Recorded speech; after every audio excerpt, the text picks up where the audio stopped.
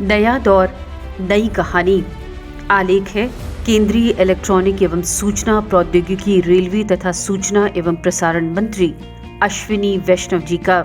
महाराष्ट्र की बारामती में एक छोटा सा किसान आर्टिफिशियल इंटेलिजेंस की मदद से कृषि के नियमों को पुनः परिभाषित कर रहा है, जिसके परिणाम स्वरूप हम यहाँ कुछ असाधारण देख रहे हैं, जैसे उर्वरकों के उपयोग में कमी, पानी का कुशलता से उपयोग एवं अधिक पैदावार। ये सब एआई के बिना संभव नहीं था। ये भारत की एआई संचालित क्रांति की एकमात्र झलक है, जहां तकनीक और नवाचार अब प्रयोगशालाओं तक सीमित नहीं रह गए, बल्कि आम नागरिकों के जीवन को लगातार बदल रहे हैं। कई मायनों में इस किसान की कहानी एक बहुत बड़े परिवर्तन का सूक्ष्म रूप है, जो हमें 2047 तक विकसित भारत के सपने के और करीब ले जाता है। Bharat digital public infrastructure, AI, semiconductor और इलेक्ट्रॉनिक विनिर्माण पर विशेष ध्यान देते हुए अपने डिजिटल भविष्य को आकार दे रहा है।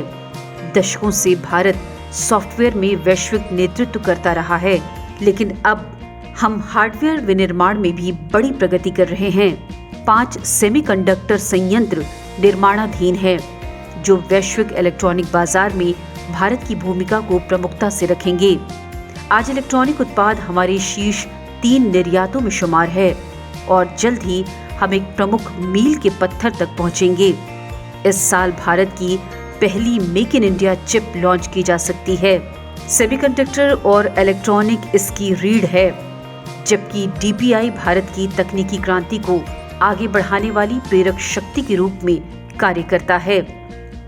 भारत अपनी तरह के एक अनोखे एआई ढांचे के माध्यम से एआई को सर्वसुलभ बना रहा है।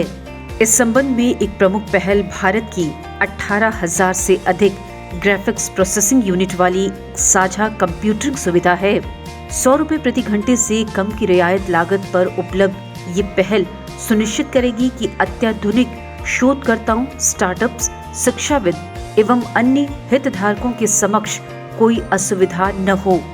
ये पहल एआई आधारित सिस्टम विकसित करने के लिए जीपीयू तक आसान पहुंच को सक्षम करेगी, जिसमें मूलभूत मॉडल एवं अनुप्रयोग शामिल हैं। भारत उच्च गुणवत्ता वाले डेटा पर आधारित एआई मॉडल भी विकसित कर रहा है। ये पहल सटीकता से जानकारी उपलब्ध करवाने में मदद करेगी, जिससे एआई सिस्टम अधिक विश्वसनीय और समावेशी बनेंगे। ये डेटा सेट कृषि, मौसम पूर्वानुमान और यातायात प्रबंधन जैसे क्षेत्रों में एआई संचालित समाधानों को शक्ति प्रदान करेगी। भारत सरकार स्वदेशी आधारभूत मॉडल के विकास में मदद कर रही है, जिसमें भारतीय आवश्यकताओं के अनुरूप बड़े भाषा मॉडल और समस्या विशिष्ट एआई समाधान शामिल हैं। एआई अनुसंधान को बढ़ावा देने के लिए उत्कृष्टता केंद्र भी स्थापित किए गए हैं। डीपीआई के लिए भारत के प्रयासों ने वैश्विक डिजिटल परिदृश्य को महत्वपूर्ण आकार दिया है। कारपोरेट या राज्य नियंत्रित मॉडल के विपरीत भारत का मॉडल सार्वजनिक निजी भागीदारी पर आधारित है और इस पैसे का उपयोग कर आधार, यूपीआई एवं डिजिलॉकर जैसे प्लेटफॉर्म को तैयार किया गया है। अब इन प्रयासों का उपयोग करते हुए निजी क्षेत्र की कंपनियां अगले चरण में डीपीआई उपयोगकर्ताओं के अनुकूल एप्लीकेशन विशिष्ट समाधान तैयार कर सकती है और नवाचार को बढ़ावा दे सकती है। इस मॉडल को अब एआई के साथ लागू किया जा रहा है। भारत के डीपीआई ढांचे में वैश्विक रुचि G20 शिखर सम्मेलन में स्पष्ट थी, जहां विभिन्न देशों ने इस मॉडल को अपनाने की इच्छा व्यक्त की थी। जापान ने भारत की यूपीआई भुगतान प्रणाली को पेटेंट प्रदान किया है, जो इसकी कामयाबी का प्रमाण है। भारत ने महाकुंभ 2024 के निर्बाध संचालन के लिए अपनी डीपीआई और एआई संचालित प्रबंधन का लाभ उठाया, जो अब तक का सबसे बड़ा मानव समागम है। एआई संचालित उपकरणों ने प्रयागराज में रेलवे स्टेशनों पर भीड़ नियंत्रण करने में अहम भूमिका निभाई और रेलवे यात्रियों की आवाजाही को सुलभ बना दिया। कुंभ सहायक चैटबॉट में एकत्रित बहुभाषी प्रणाली ने आवाज आधारित खोई पाई सुविधा उपलब्ध करवाई, एवं वास्तविक समय में अनुवाद कर इसे सर्वसुलभ बनाया। भारतीय रेलवे और उत्तर प्रदेश पुलिस ने इसके सहयोग से त्वरित समस्या समाधान प्राप्त किए और एक बेहतर संचार सुविधा के माध्यम से व्यवस्थाओं को प्रभावी ढंग से लागू किया गया। डीपीआई का लाभ उठाकर महाकुंभ ने तकनीकी सक्षम प्रबंधन के लिए एक वैश्विक बेंचमार्क स्थापित किया। भारत का कार्यबल डिजिटल क्रांति के केंद्र में है। देश हर सप्ताह एक वैश्विक क्षमता केंद्र तैयार कर रहा है, जिससे हम वैश्विक अनुसंधान और प्रौद्योगिकी एवं तकनीकी विकास के लिए एक पसंदीदा गंतव्य के रूप में अपनी स्थिति को मजबूत कर रहे हैं। हालांकि इस वृद्धि को बनाए रखने के लिए शिक्षा और कौशल विकास में निरंतर निवेश की आवश्यकता होगी। सरकार राष्ट्रीय शिक्षा नीति 2020 के अनुसार AI, 5G और सेमीकंडक्टर डिजाइन को शामिल करने के लिए विश्वविद्यालय के पाठ्यक्रम में सुधार करके इस चुनौती का समाधान कर रही है। इससे ये सुनिश्चित होगा कि स्नातक स्तर पर नौकरी पाने वाला कार्यबल कौशल सक्षम होगा, जिससे शिक्षा और रोजगार के बीच का अंतर कम होगा। भारत भविष्य के लिए तैयार कार्यबल का निर्माण कर रहा है, इसलिए इसके AI विनियामक ढांचे को मजबूती से तैयार करते हुए नवाचार को बढ़ावा देना चाहिए। एक भारी भरकम विनियामक ढांचा जिसमें नवाचार को दबाए जाने का जोखिम हो सकता है, या बाजार संचालित ढांचा जो अक्सर कुछ लोगों के हाथों में शक्ति केंद्रित करता है। इसके विपरीत भारत एक व्यवहारिक तकनीकी कानून दृष्टि का पालन कर रहा है।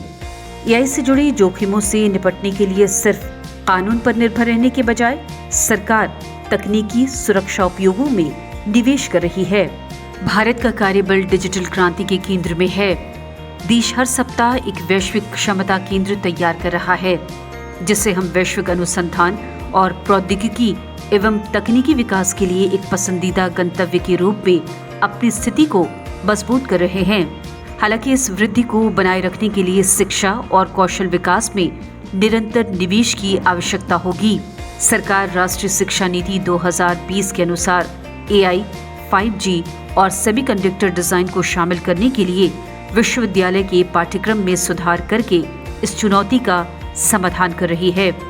इससे ये सुनिश्चित होगा कि स्नातक स्तर पर नौकरी पाने वाला कार्यबल कौशल सक्षम होगा, जिससे शिक्षा और रोजगार के बीच का अंतर कम होगा। भारत भविष्य के लिए तैयार कार्यबल का निर्माण कर रहा है। इसके AI विनियामक ढांचे को मजबूती से तैयार करते हुए नवाचार को बढ़ावा देना चाहिए। एक भारी भरकम विनियामक ढांचा जिसमें नवाचार को दबाए जाने का जोखिम हो सकता है, या बाजार संचालित ढांचा जो अक्सर कुछ लोगों के हाथों में शक्ति केंद्रित करता है। इसके विपरीत भारत एक व्यवहारिक तकनीकी कानूनी दृष्टिकोण का पालन कर रहा है। AI से जुड़ी जोखिमों से निपटने के लिए सिर्फ कानून पर निर्भर रहने के बजाय सरकार तकनीकी सुरक्षा उपायों में निवेश कर रही है। सरकार डीप फेक, गोपनीयता संबंधी चिंताओं और साइबर सुरक्षा खतरों से निपटने के लिए उपकरण विकसित करने के लिए शीर्ष विश्वविद्यालयों और IIT में AI संचालित परियोजनाओं को वित्त पोषित कर रही है। चूंकि AI एक वैश्विक उद्योगों को नया आकार दे रहा है, इसलिए इसको लेकर भारत का दृष्टिकोण स्पष्ट है। समावेशी विकास के लिए प्रौद्योगिकी का लाभ उठाना और साथ ही नवाचार को बढ़ावा देने वाले विनियामक ढांचे को तैयार करना, लेकिन नीतियों और बुनियादी ढांचों से परे ये परिवर्तन हमारे नागरिकों के लिए है।